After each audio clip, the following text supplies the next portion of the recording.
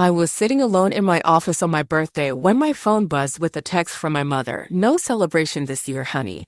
We just can't make it work. My heart sank as I stared at the message.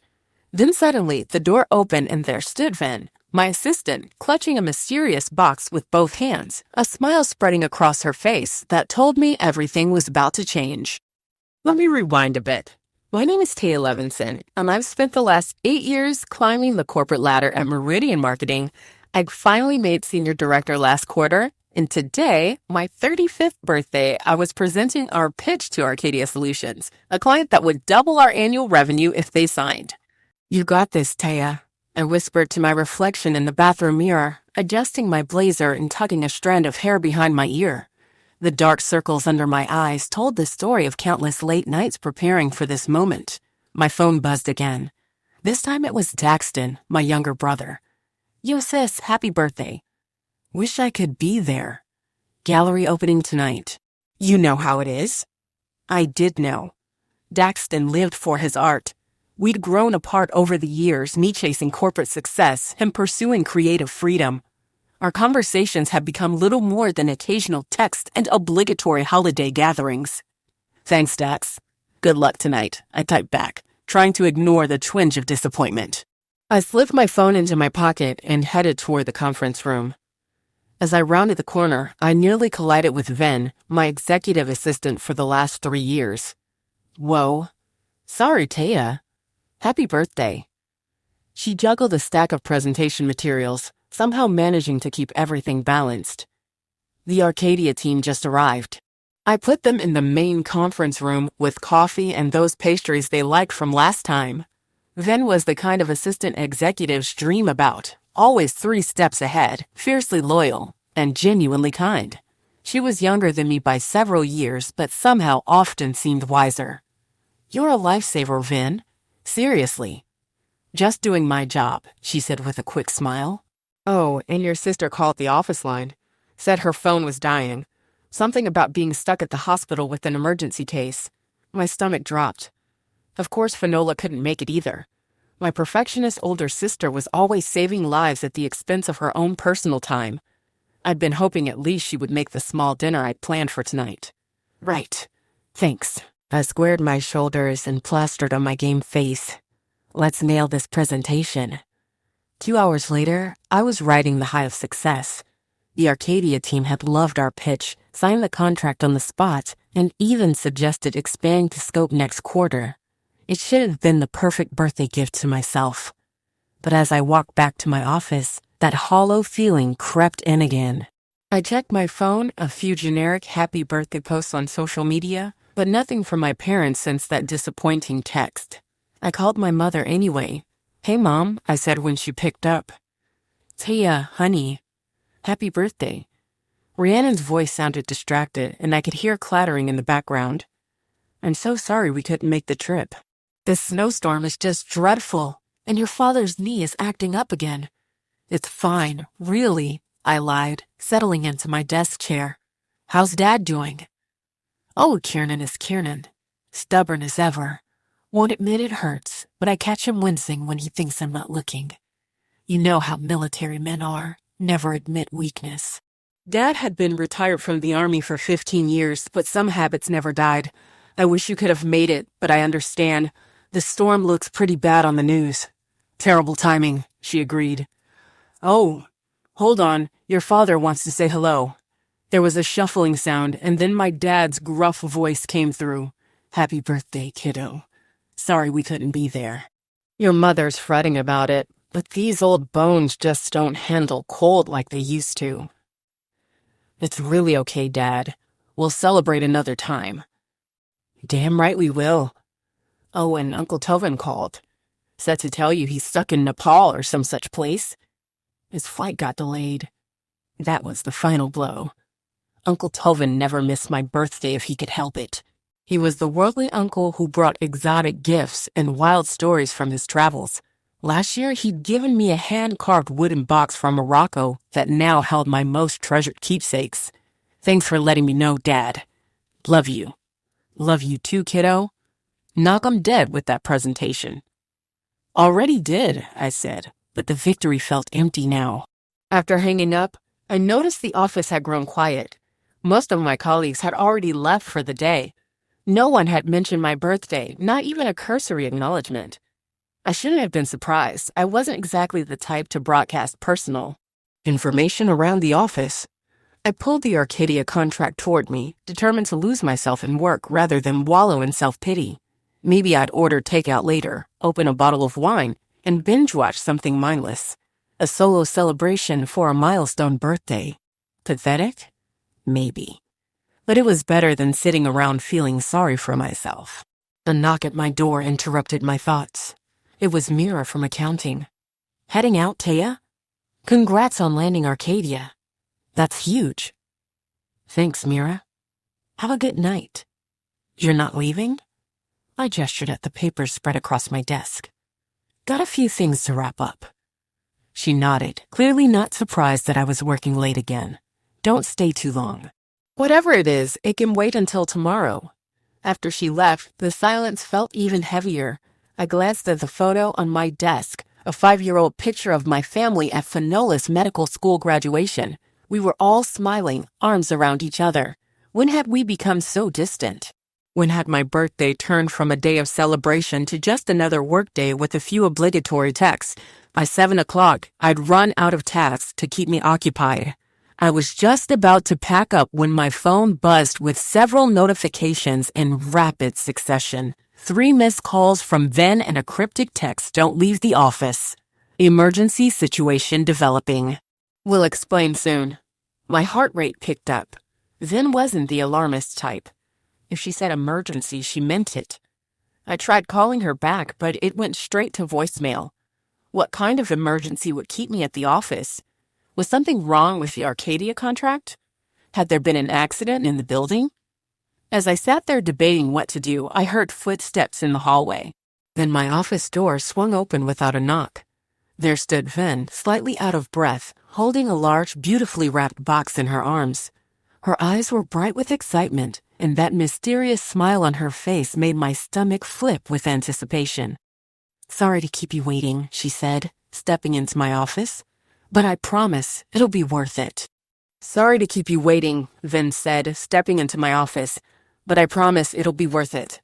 I stared at the box in her arms, momentarily forgetting my disappointment about my family's absence. The package was wrapped in shimmering silver paper with a deep blue ribbon, my favorite colors. How does she know? "What's this?" I asked, gesturing to the box. Ven set it down carefully on my desk.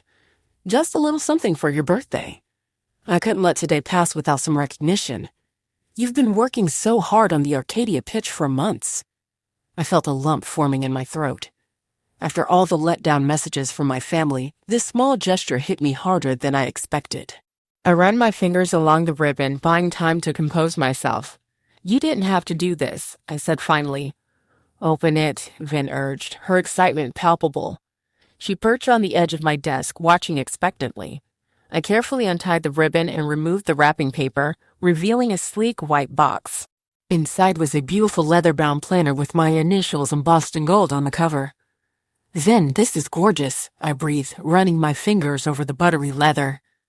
"Open it," she repeated, practically bouncing now. I flipped open the cover and gasped.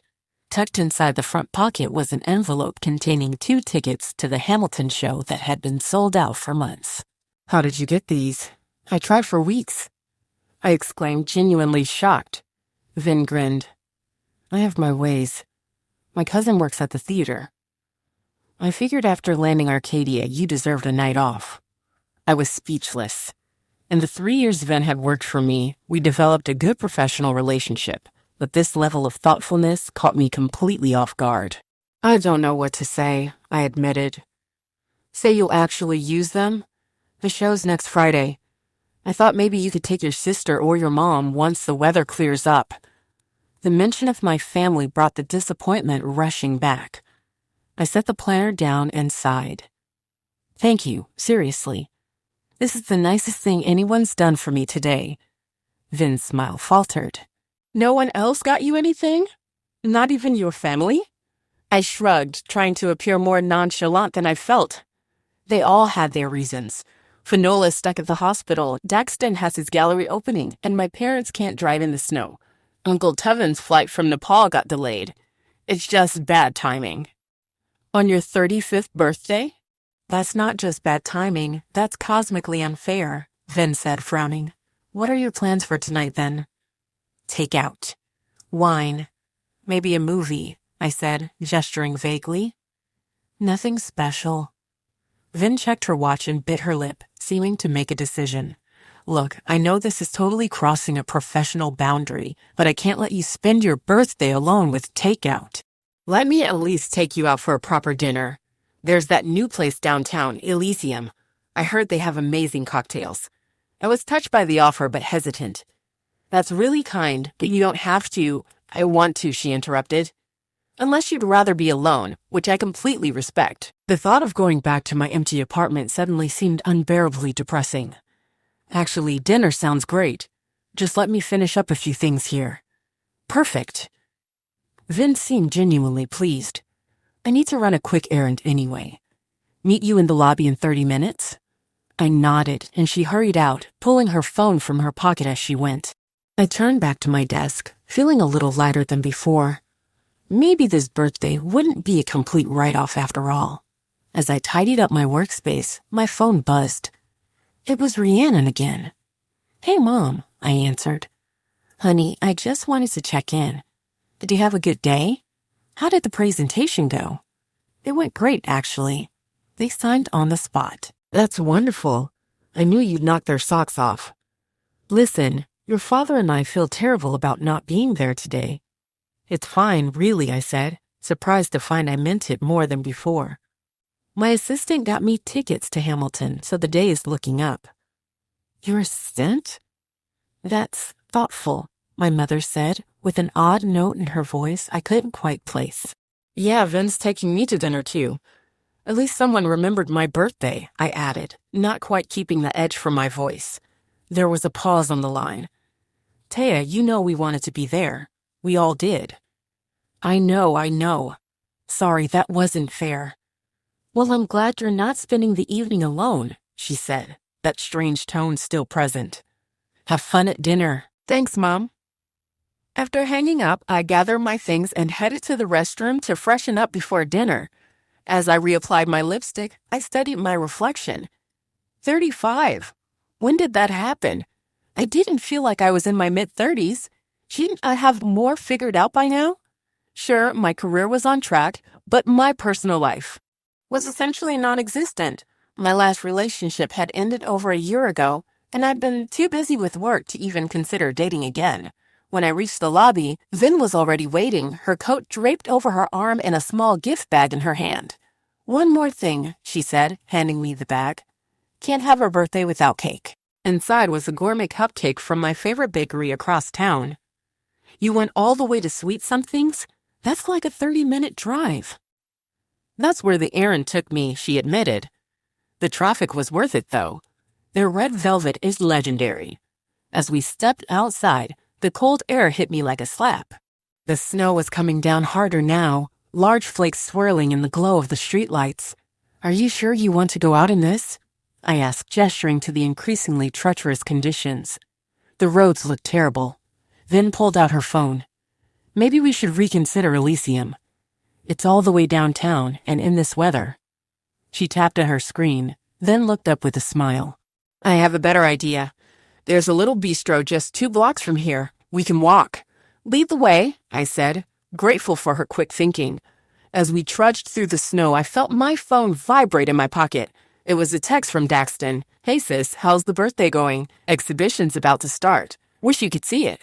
I typed back quickly, surprisingly better. Getting dinner with my assistant. Have a great opening. Almost immediately he replied, Your assistant? That's cool. Where are you guys going? Little place called Bistro Mantra, apparently, I wrote back, finding his sudden interest in my plans odd. Daxton rarely asked about my day-to-day life. Nice. Enjoy. Call you tomorrow. Sure, I responded, tucking my phone away as Vin and I approached the restaurant. The bistro was warm and inviting, with soft lighting and the delicious aroma of French cuisine. As the hostess led us to our table, I caught sight of a familiar profile at the bar. "Wait," I said, stopping in my tracks. "Is that Daxton?"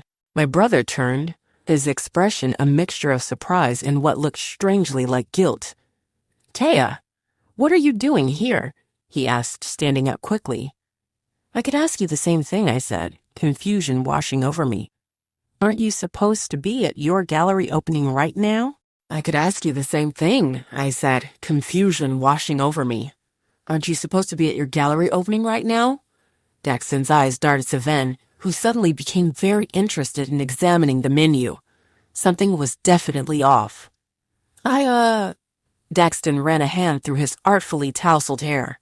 "The opening got pushed back an hour. Thought I'd grab a quick bite first." "In a snowstorm? At a restaurant 2 blocks from my office?" I raised an eyebrow. Quite the coincidence.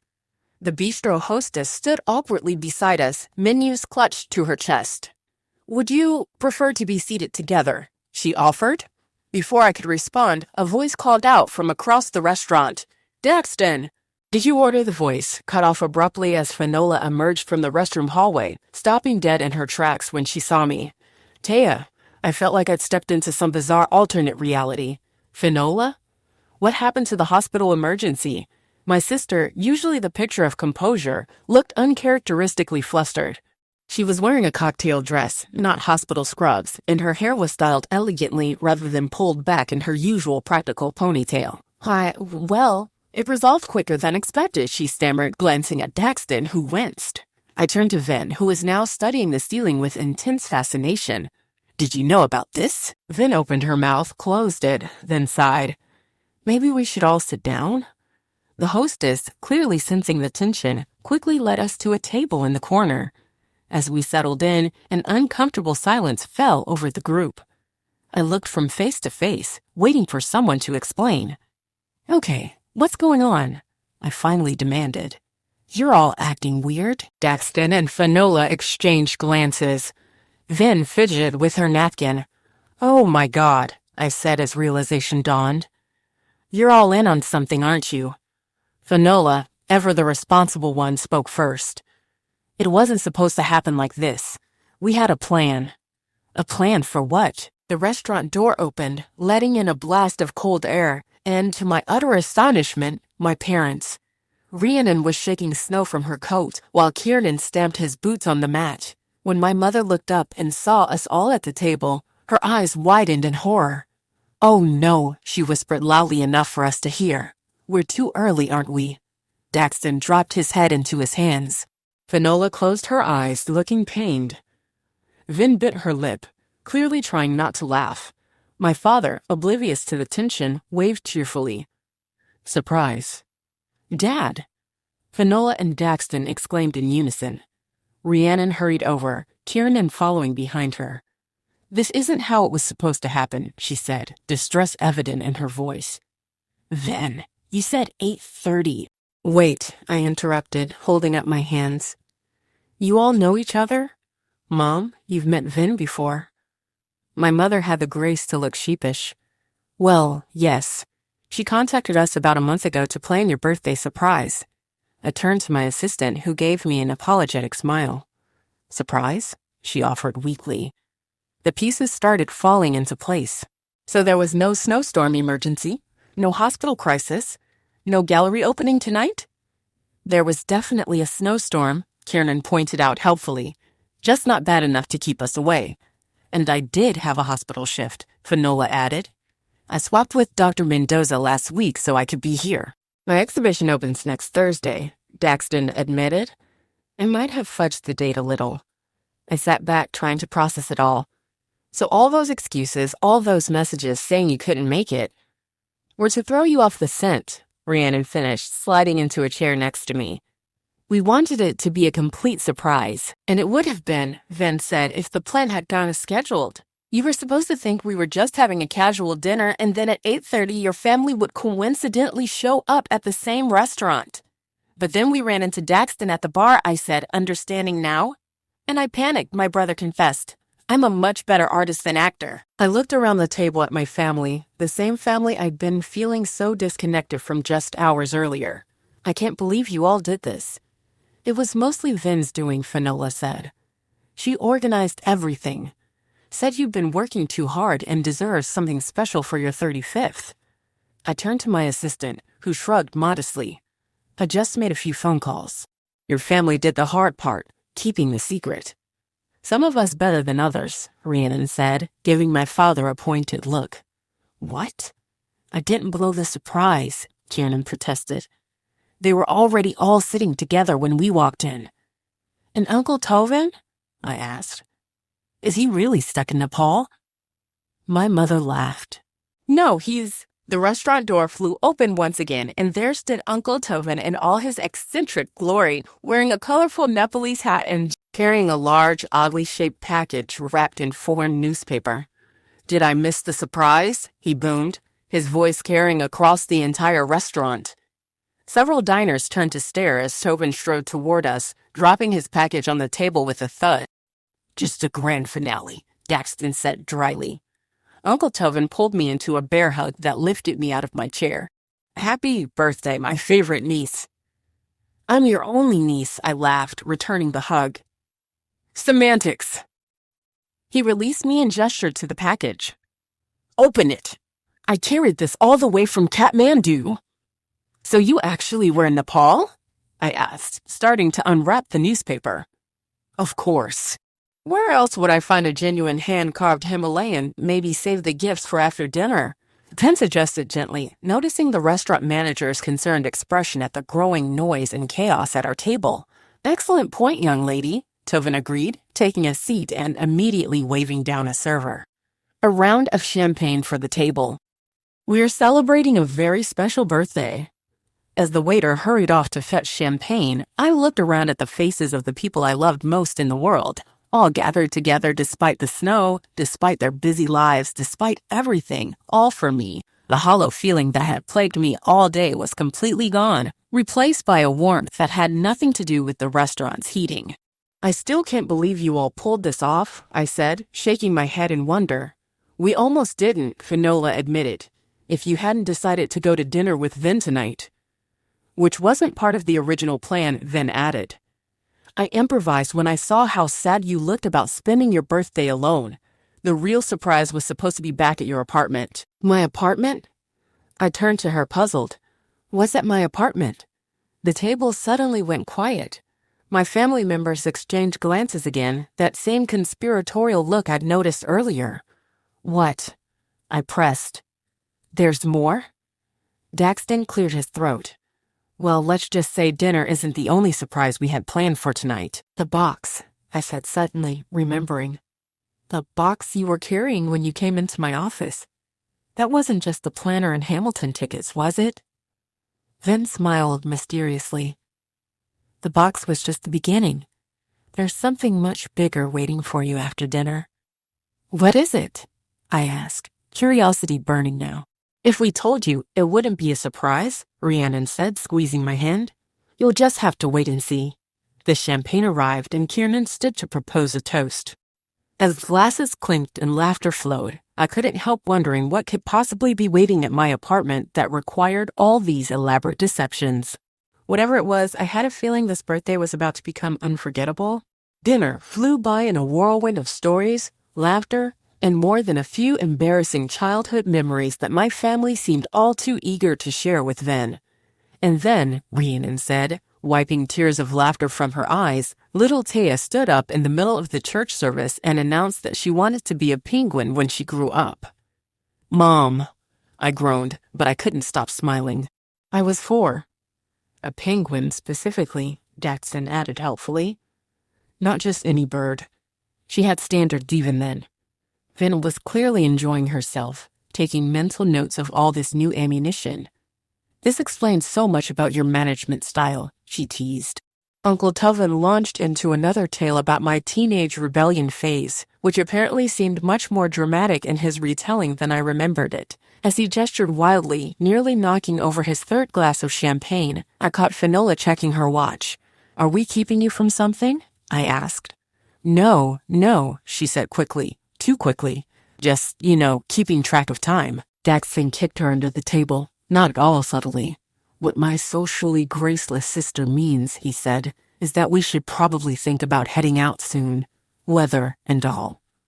Outside, the snow had finally stopped, leaving the city blanketed in pristine white. The streets were quiet, the usual traffic silenced by the weather.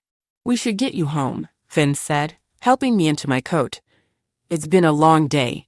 The mysterious surprise at my apartment was still hanging in the air, unmentioned but clearly on everyone's mind. Whatever it was, they were all determined to keep it secret until last possible moment. I'll grab us a couple of Ubers, Daxton offered, pulling out his phone. Actually, Vin said, I already arranged for a car. It should be outside now. Sure enough, a large black SUV was idling at the curb. As we approached, the driver rolled down his window. Miss Levinson, he asked, looking at me. That's me. Your ride is ready. We all piled in. My parents and Uncle Tovin in the middle row, Finola, Daxton, Vin, and me squeezing into the back. As the SUV pulled away from the curb, I noticed we weren't heading in the direction of my apartment. Guys? I said, peering out the window at the unfamiliar route. Where are we going? My place is the other way. Just a little detour, Vin said mysteriously. Another surprise? I asked, both exasperated and intrigued. You could say that, Daxton replied, exchanging another glance with Finola. The SUV turned onto a tree-lined street I didn't recognize, then slowed in front of an elegant brownstone. Light spilled from every window, and I could see silhouettes of people moving around inside.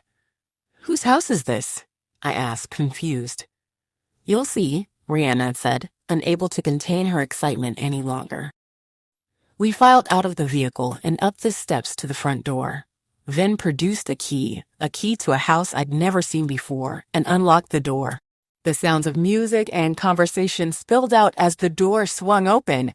After you, she said, gesturing for me to enter first. I stepped into a warmly lit entryway and froze. The spacious living room beyond was filled with people, dozens of them. Friends from college, former colleagues, neighbors from my old apartment building, even my favorite barista from the coffee shop near the office. They all turned toward the door as I entered. Surprised, they shouted in unison. I stood speechless, trying to process what I was seeing. A banner stretched across the far wall. Happy 35th birthday, Taya.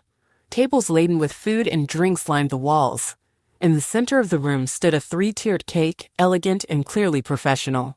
What? How? I stammered, turning to my family and Vin, who were all beaming at my reaction. We couldn't let such a milestone birthday pass without a proper celebration, Vin explained. But whose house is this? I asked, still confused. Uncle Tevin stepped forward, a massive grin on his face.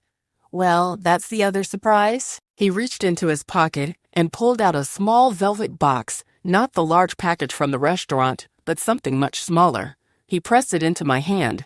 Open it, he urged. Inside was a key, similar to the one Vin had used to open the front door. I don't understand, I said, looking from the key to my uncle. It's yours, he said simply. Mine? The key. The house. All of it. I stared at him, certain I'd misheard. What are you talking about? Kiernan stepped forward, placing a hand on my shoulder. Your uncle's been investing your inheritance from your grandmother for the past 10 years. Very successfully, I might add, Tovin interjected with characteristic immodesty. The original plan was to wait until your 40th birthday, Rhiannon explained. But when Vin reached out about planning something special for your 35th, Tovin had the idea to move the timeline up. You bought me a house? I whispered, still unable to fully comprehend what was happening. Technically, you bought yourself a house, Tovin corrected. It's your money.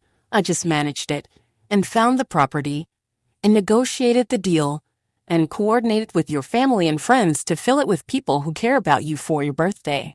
So the box in your office, Finola said, the one Vin was carrying had the deed and paperwork inside, Vin finished, along with the planner and Hamilton tickets, which are very real, by the way. I turned in a slow circle, taking in the house, my house, with new eyes. The high ceilings, the built-in bookshelves, the large windows looking out onto a small garden in back. It was perfect. Exactly what I would have chosen for myself if I'd been looking. This is why you've been asking all those random questions about my dream home, I said to Ven, the pieces falling into place. The conversations about whether I preferred open floor plans or separate rooms, gas or electric stoves. I needed intel, she admitted. Your family handled the big decisions, but I wanted to make sure the details were right. A thought occurred to me. Is this why you insisted I stay late at the office tonight? So everyone could set up here? Partly, Ven said. We also needed time to move a few of your things over. My things? I repeated. Just the essentials, Daxton explained. Clothes, toiletries, some personal items. Enough for you to stay here tonight if you want to. The rest can be moved gradually. I was overwhelmed, tears pricking at my eyes. This morning, I thought my family had forgotten my birthday. Now I was standing in a house they'd secretly prepared for me, surrounded by people I cared about, being told that I never had to return to my tiny, overpriced apartment again. I don't know what to say, I managed finally. Say you'll stop working 60-hour weeks and actually enjoy this place, Finola suggested, only half joking. And that you'll host family dinners here, Rhiannon added hopefully. And that you'll let me crash in your guest room when I'm in town, Daxton put in. And that you'll forgive us for all the lying, Uncle Tovin said with a wink. I looked around at my family, at Ven, at the room full of friends who had gathered to celebrate with me, and felt a happiness so intense it was almost painful. Yes to all of it, I said, wiping away tears. And thank you. All of you. This is... I gestured around, at a loss for words. I think what she's trying to say, Ven interpreted with a smile, is that this is a slightly better birthday present than the takeout and wine she had planned. The room erupted in laughter, and someone turned up the music. As the party swirled around me, I stood in the center of what was now my living room, still clutching the key, still trying to process the enormous change that had just occurred in my life. My 35th birthday had started with disappointment and loneliness. It was ending with a house, a renewed connection with my family, and the realization that I was surrounded by more love than I'd ever understood. And it had all started with my assistant walking into my office holding a box. The party lasted well into the night. Friends I hadn't seen in years caught me up on their lives. Colleagues saw me outside the office for the first time, and my family beamed with pride at pulling off the ultimate surprise. As the crowd finally began to thin around 2 a.m., I found myself on the back porch with Ven, both of us nursing glasses of wine. I still can't believe you orchestrated all of this, I said, gesturing toward the house. How long have you been planning this? Ven smiled, leaning against the porch railing. About 3 months. Your uncle reached out first, actually. Said he had something big planned for your birthday and needed someone on the inside. The inside, I repeated, laughing. You make it sound like a heist movie. It kind of felt like one sometimes. You know how hard it is to coordinate schedules for your entire family without you noticing? Or to find excuses to ask about your dream house without seeming weird. I thought back to all the seemingly random conversations we'd had over the past months, then asking about my favorite architectural styles, whether I preferred gas or electric appliances, if I could ever see myself living in this neighborhood. You were very subtle, I admitted. I never suspected a thing. Inside, I could see Finola meticulously organizing the leftover food, while Daxton and Uncle Tovin appeared to be having an animated discussion about something. My parents were gathering discarded plates and glasses, working in the synchronized way that comes from decades together. They really love you, you know, Ven said, following my gaze. The way they talked about you when we were planning this, they're so proud of everything you've accomplished. I felt a lump forming in my throat. I haven't always been the most present daughter or sister. Work became such a convenient excuse to keep my distance. If they know everything about your career, your accomplishments, what matters to you? Your mom could recite your entire client list to me. Your dad kept that article about your promotion framed in his study. He did? Ven nodded. They understand you better than you think. The sliding door opened and Rhiannon stepped onto the porch. There you are. I was wondering where you disappeared to. Just getting some air, I said, making room for her to join us. And processing, I imagine, she said knowingly. It's a lot to take in. That's an understatement, I agreed. A house, Mom. An entire house. Your uncle has always had a flair for the dramatic, she said with a fond smile. But this was about more than just giving you a home. It was about giving you roots. What do you mean? Rhiannon sat beside me, her expression turning serious. Taya, you've been living like you're just passing through your own life. That tiny apartment you've barely decorated. The long hours at the office. The canceled family gatherings because of work emergencies. I started to defend myself but stopped, knowing she was right. We've all noticed how you keep everyone at arm's length, she continued gently. Even us, especially after what happened with Michael. Michael, my ex-fiancé who walked out 3 years ago, claiming I was too focused on my career to build a real life with him. I'd throw myself even deeper into work afterward, using success as a shield against the pain. This isn't just a house, Rhiannon said, gesturing around us. It's an invitation to put down roots, to build a life that includes more than just your job. That's a lot of pressure to put on real estate, I joked weakly. It's not about the property, Vin chimed in. It's about what it represents. Permanence, commitment, a future that includes both professional success and personal connections. The sliding door opened again, and the rest of my family spilled out onto the porch. What are we all doing out here? Daxton asked, plopping down next to me. Secret meeting? Just girl talk, Rhiannon said. Boring, he declared, then grinned. Unless it's about me, in which case, carry on. Finola rolled her eyes. Not everything is about you, Dax. Says who? Kiernan settled into a chair, looking tired but content. This reminds me of when you kids were little and we'd all sit out on the deck after dinner. You mean when Mom and Dad would talk and we'd be forced to listen to their wisdom? Daxton teased. That's called parenting, Kiernan replied dryly. And judging by how you all turned out, we did all right. Uncle Tuvin raised his glass. I think we need one more toast before this night ends. To Taya, who now has a proper place to host family gatherings, which I expect to be frequent and lavish. Here, here, they all echoed, raising their glasses. As we clinked glasses, I felt something shift inside me, a weight lifting that I hadn't even realized I'd been carrying. For years, I'd been defining success solely through my career achievements, measuring my worth by client acquisitions and revenue. Targets. But looking around at the people gathered on this porch, my family who had gone to extraordinary lengths to show me I was loved, and Vin who had bridged the gap between my work life and personal life with such care, I realized I'd been using a flawed metric all along. I think I need to make a toast too, I said, standing up. They all looked at me expectantly. To all of you who reminded me that success isn't just about what you achieve, but who you share with. And to new beginnings in this house, which will definitely be hosting family dinners at least once a month from now on. Once a week, Uncle Tuvin countered. Let's not get carried away, I laughed. As the night wound down and everyone prepared to leave, they were all staying at a nearby hotel. Another detail Vin had arranged. I found myself standing in what was now my living room, still trying to process everything. Vin was the last to leave, helping me close up the house. You know, she said as she gathered her coat, when I first started working for you, I was a little intimidated. You were so focused, so driven. I admired that. But, I prompted, sensing there was more. But I also saw how alone you were. How you'd stay at the office until midnight, how you'd work through weekends, how you never talked about friends or family or anything outside of work. I winced, recognizing the truth in her words. I never expected to become more than just your assistant, Vin continued. But I'm glad I did, and I'm really glad tonight happened for you. I hugged her impulsively. Thank you doesn't seem adequate. Then don't thank me, she said simply. Just live differently. That'll be thanks enough. After she left, I wandered through the quiet house, my house, taking it all in. The beautiful hardwood floors, the built-in bookshelves waiting to be filled, the spacious kitchen where I could actually cook instead of ordering takeout every night.